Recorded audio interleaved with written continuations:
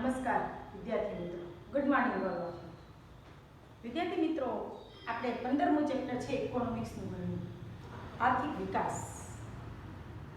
આ જે આર્થિક વિકાસ છે એની અંદર તો આર્થિક વિકાસ કેવી રીતે કરવું એના જુદા જુદા પાસાઓની આપણે ચર્ચા કરી હતી. ખરેખર ઇકોનોમિક્સ છે એમની શરૂઆત છે ને 16મા ચેપ્ટરથી થાય છે. વિદ્યાર્થી મિત્રો, ચેપ્ટર છે એમનું નામ છે આર્થિક ઉદારીકરણ અને વૈશ્વિકીકરણ. 16મું ચેપ્ટર ઇકોનોમિક્સનું, બરાબર છે. આર્થિક ઉદારીકરણ અને વૈશ્વિકીકરણ ચેપ્ટરનું નામ છે. એનો ગુણભાર છે એ 4 છે. વિદ્યાર્થી મિત્રો, 3 ગુણનો કે 2 ગુણનો પ્રશ્ન છે એમાંથી ને પૂછાઈ શકે છે.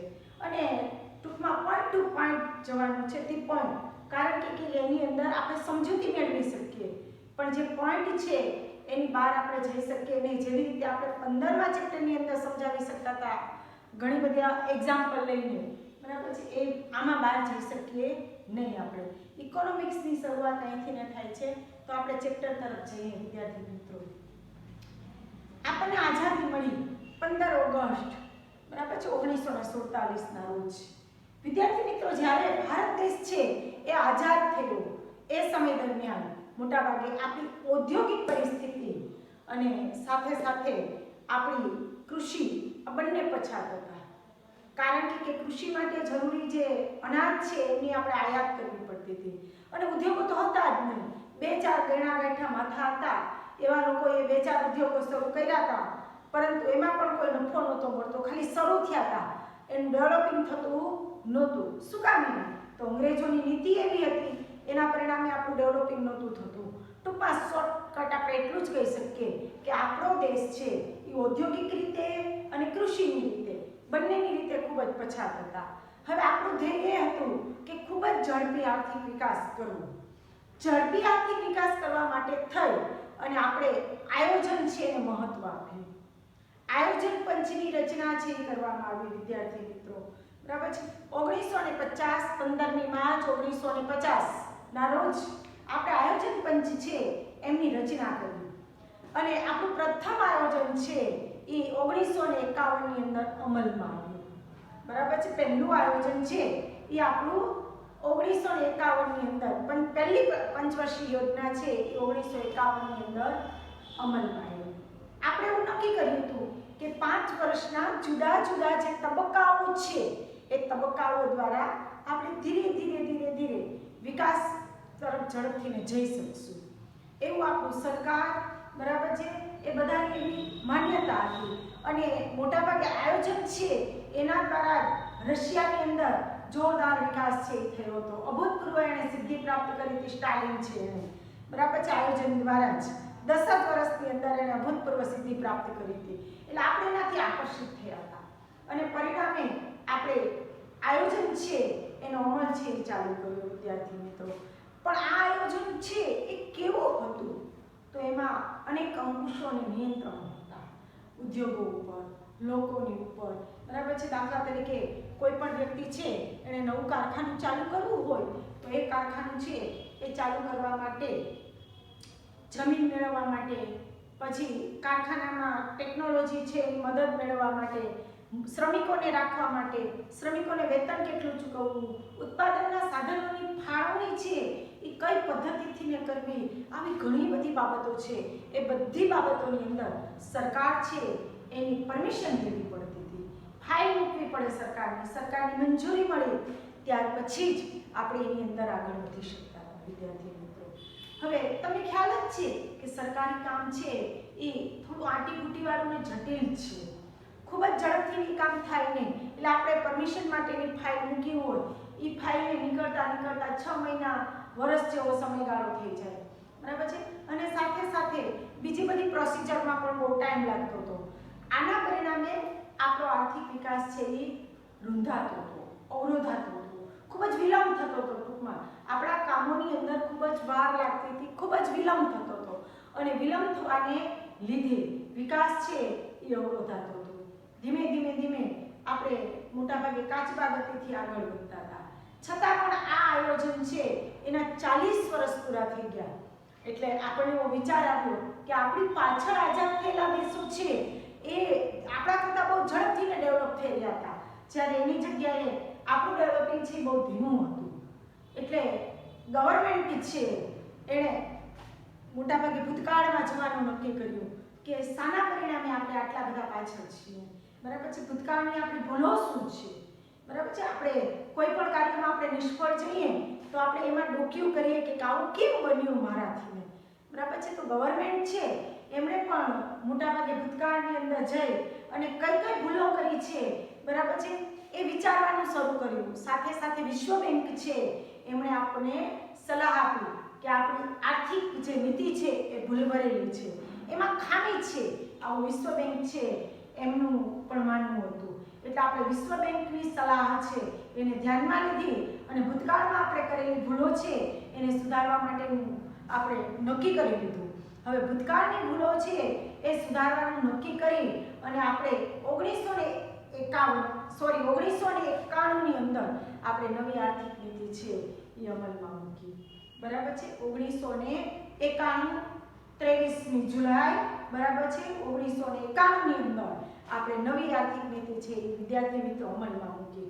આ આર્થિક નીતિ છે, બરાબર છે, એના જુદા જુદા 3 આયામ કહી શકો કે જુદા જુદા 3 પગલાઓ કહી શકો. બરાબર છે. એમનો અમલ આપણે ચાલુ કર્યો. કયા કયા? તો ઔદ્યોગિક નીતિ, નાણાકીય નીતિ, બરાબર છે, અને મોટાભાગે રાજકોષીય નીતિ. આ 3 બાબતો ઉપર આપણે વધારે ધ્યાન આપ્યું. ઔદ્યોગિક નીતિ એટલે શું? તો ઉદ્યોગોની સ્થાપના કેવી રીતે કરવી ને કેટલા મજૂરો રાખવા, એ જે કાંઈ આપણી નીતિ હતી અંકુશિત, એમાં આપણે ફેરફાર કર્યા. રાજકોષીય નીતિ એટલે શું? તો સરકાર છે એની આવક અને જાવક અંગેની નીતિ. આમ તો આવક, જાવક અને જાહેર ઋણ અંગેની નીતિ, એમને આપણે રાજકોષીય નીતિ કહીએ છીએ. બરાબર છે. અને બીજું છે વ્યાપાર નીતિ. તો કેવી રીતે વ્યાપાર કરવો, બરાબર છે, કઈ કઈ બાબતો છે એના અંકુશો મૂકવા, કઈ બાબતોમાં છૂટછાટ આપવી, કઈ વસ્તુને કયા દેશને વેપાર કરવાની પરમિશન આપવી, આ બધું નક્કી કરતી જે નીતિ છે વ્યાપાર નીતિ. આ 3 બાબતો છે એમાં આપણે ફેરફાર કર્યા અને એના ફળ સ્વરૂપે આપણે નવા 3 પગલાઓ ભર્યા. બરાબર છે. અથવા તો નવી 3 નીતિ અમલમાં મૂકી. આર્થિક ઉદારીકરણ, બરાબર છે, ખાનગીકરણ અને મોટાભાગે વૈશ્વિકીકરણ. બરાબર છે. આ 3 બાબતો છે એને આપણે આ ચેપ્ટરની અંદર ખૂબ જ વ્યવસ્થિત રીતે ભણવાની છે અને આ ચેપ્ટરમાંથી 3 ગુણના અને 2 ગુણના પ્રશ્ન છે વિદ્યાર્થી મિત્રો પૂછાય છે. એમાં તમને એવું પૂછાશે કે ઉદારીકરણ અંતર્ગત કઈ કઈ છૂટછાટો આપવામાં આવી, ઉદારીકરણ એટલે શું, અથવા તો ઉદારીકરણના લાભ જણાવો, ગેરલાભ જણાવો, ખાનગીકરણ એટલે શું, એના માટે કયા કયા પગલાઓ ભરવામાં આવ્યા, બરાબર છે, ખાનગીકરણના લાભ અને ગેરલાભ જણાવો, વૈશ્વિકીકરણ એટલે શું, વૈશ્વિકીકરણ અંતર્ગત કયા કયા પગલાઓ ભર્યા આપણે, એના લાભ અને ગેરલાભ કયા, આ બધી બાબતોની આપણે ચર્ચા કરવાની છે વિદ્યાર્થી મિત્રો. આપણે 5 કે 6 ભાગની અંદર આ વસ્તુ છે એની ચર્ચા છે પૂર્ણ કરશું. બરાબર છે. હવે જઈએ છીએ સીધા આર્થિક ઉદારીકરણ. હવે તમે વર્ડ્સ જુઓ. ઉદારીકરણ. હવે ઉદારીકરણ એટલે શું? ઉદારીકરણ છે એ કોને કહેવામાં આવે? તો જેવા નામ એવું ગુણ છે. ઉદારીકરણ મીન્સ કે ઉદારતા, છૂટછાટ. બીજા શબ્દોની અંદર આપણે કહીએ તો છૂટછાટ, એમાં આપણે કહી શકીએ ઉદારીકરણ અંતર્ગત. તો મેં તમને હમણાં સમજૂતી આપી. 1951 ની અંદર આપણે જે આયોજનનો અમલ કર્યો ત્યારે મોટાભાગે આપણા વ્યાપાર ઉપર અથવા તો આપણી સરકાર દ્વારા જુદા જુદા ઉદ્યોગપતિઓ ઉપર, જુદા જુદા ઉદ્યોગો ઉપર અનેક સરકારી અંકુશો અને નિયંત્રણો હતા. હવે ઉદારીકરણની આપણે નીતિ અપનાવી, એમાં આપણે શું કર્યું? બરાબર છે. તો સ્પષ્ટ તમને કહેવામાં આવ્યું છે કે આપણી જે ઔદ્યોગિક નીતિ હતી એ નીતિ દ્વારા સરકારી અંકુશો અને નિયંત્રણો છે એમાં ક્રમશઃ ઘટાડો કરી, બરાબર છે, આયાત અને નિકાસમાં, બરાબર છે, એટલે કે આયાત અને નિકાસ કે આયાત અને જકાત ઉપરના જે અંકુશો હતા એ પણ દૂર કરવામાં આવ્યા, તેમાં સુધારો કરવામાં આવ્યો. કેવી રીતે એની સમજૂતી આપું છું. તો મેં તમને લોકોને કીધું હતું કે પહેલા સરકાર છે એના કેટલાય બધા ઉદ્યોગો ઉપર અંકુશો હતા. તો ધીમે ધીમે એકસાથે બધા હટાવી લેવામાં નથી આવ્યા. ધીમે ધીમે દાખલા તરીકે 5 ઉદ્યોગો પરના નિયંત્રણો છે દૂર કર્યા, વળી પાછા 5-6 મહિના પછી બીજા 5, આવી રીતે ધીમે ધીમે જે કાંઈ અંકુશો અને નિયંત્રણો છે એ હટાવી અને આયાત અને નિકાસ છે એને મુક્ત બનાવવામાં આવી વિદ્યાર્થી મિત્રો. શોર્ટકટ આપણે એટલું જ યાદ રાખવાનું છે કે આપણી ઔદ્યોગિક નીતિ દ્વારા સરકારી અંકુશો અને નિયંત્રણો છે આહિસ્તા આહિસ્તા છે એ દૂર કરવામાં આવ્યા. એને દૂર કરી અને આયાત અને નિકાસ છે એને મુક્ત બનાવવાનો પ્રયાસ છે એ કરવામાં આવ્યો. અત્યાર સુધી મોટાભાગે આપણા આ જે ઉદ્યોગો છે એના ઉપર ઘણા બધા નિયંત્રણો હતા. એ નિયંત્રણો છે એ ધીમે ધીમે ધીમે ધીમે ઘટાડી દેવામાં આવ્યા. આયાત નિકાસ સંપૂર્ણ રીતે મુક્ત બનાવી દેવામાં આવી. બરાબર છે. આને આપણે શું કહીએ છીએ? આર્થિક ઉદારીકરણ. ઉદારીકરણનો મિનિંગ થાય છે છૂટછાટ. છૂટછાટ આપવી, બરાબર છે, ઉદારતા દાખવવી, આપણે આવું કહી શકીએ છીએ બાબતે. તો આ બધી છૂટછાટ છે એ આપવામાં આવી. હવે કયા કયા સુધારાઓ કર્યા આપણે? આર્થિક સુધારાઓ તો પહેલાના સમયમાં તમે 15મો ચેપ્ટર છે ને એની અંદર તમે ભણી ચૂક્યા છો કે પહેલા એવું નક્કી કરવામાં આવ્યું હતું કે મોટાભાગના જે રિસ્કી, બરાબર છે, જેમાં રિસ્ક હોય, બહુ લાંબા સમયે ફાયદો આપે એમ હોય, બરાબર છે, એવા જે બધા ઉદ્યોગો છે ને એ ઉદ્યોગો સરકાર હસ્તક હતા. અને નાના નાના ઉદ્યોગો છે, બરાબર છે, એ જ મોટાભાગે ખાનગી ક્ષેત્રને સોંપવામાં આવ્યા હતા. હવે શું કરવામાં આવ્યું? તો પહેલો જ સુધારો એ કહ્યો કે 18 ઉદ્યોગો છે એ જાહેર સાહસ માટે અનામત હતા. જાહેર સાહસ એટલે કે સરકારની માટે અનામત રાખવામાં આવ્યા. અને એ સિવાયના જે બધા જ ઉદ્યોગો છે એમાં પરવાના પદ્ધતિ નાબૂદ કરવામાં આવી. બરાબર છે. એટલે કે સરકાર છે એમના માટેના ઉદ્યોગો છે એ 18 જ રાખવામાં આવ્યા અનામત એના માટે કે એ ઉદ્યોગો એવા હતા કે એમાં સરકાર છે એના હસ્તકી ઉદ્યોગો રહે. બાકી બધા ખાનગી ક્ષેત્રને સોંપી દેવામાં આવ્યા અને એમાં નો પરમિશન, બરાબર છે, પરવાના પદ્ધતિ છે નાબૂદ કરી દેવામાં આવી. એટલે કે છૂટછાટ આપવામાં આવી. દરેક વ્યક્તિ છે એ પોતે પોતાની રીતે ઉદ્યોગો સ્થાપી શકે, ચલાવી શકે, બરાબર છે, એવી છૂટછાટ આપવામાં આવી. જેમ અમેરિકામાં મુક્ત અર્થતંત્ર હતું, આપણે બજાર પદ્ધતિ જોઈ, એવી થોડી છૂટછાટો છે આની અંદર આપવામાં આવી. એટલે પહેલા સરકાર છે એને 18 ઉદ્યોગો છે પોતાના હસ્તક રાખ્યા હતા. ધીમે ધીમે ધીમે ધીમે ધીમે સરકાર છે દરેક ઉદ્યોગમાંથી નીકળતી ગઈ બહાર, બરાબર છે, ખાનગી ક્ષેત્ર છે એને સોંપતી ગઈ. પહેલા મોટાભાગે 18 પોતાની પાસે રાખ્યા, પછી એમાંથી ને સરકાર છે એ પાછી બહાર નીકળી ગઈ, બરાબર છે. 18 માંથી ને 4 એને સોંપી દીધા, 14 રાખ્યા, પાછા 4 સોંપી દીધા, 10 જ રાખ્યા, પાછા 4 સોંપી દીધા, 6 જ રાખ્યા, 3 સોંપી દીધા, 3 જ રાખ્યા. અત્યારે ગવર્નમેન્ટ હસ્તક ઉદ્યોગો હોય તો માત્ર ને માત્ર 3 જ છે, બરાબર છે. 3 જ ઉદ્યોગો છે એ સરકારે પોતાના માટે અનામત રાખ્યા. આ 3 ઉદ્યોગો છે એ કયા કયા? બરાબર છે.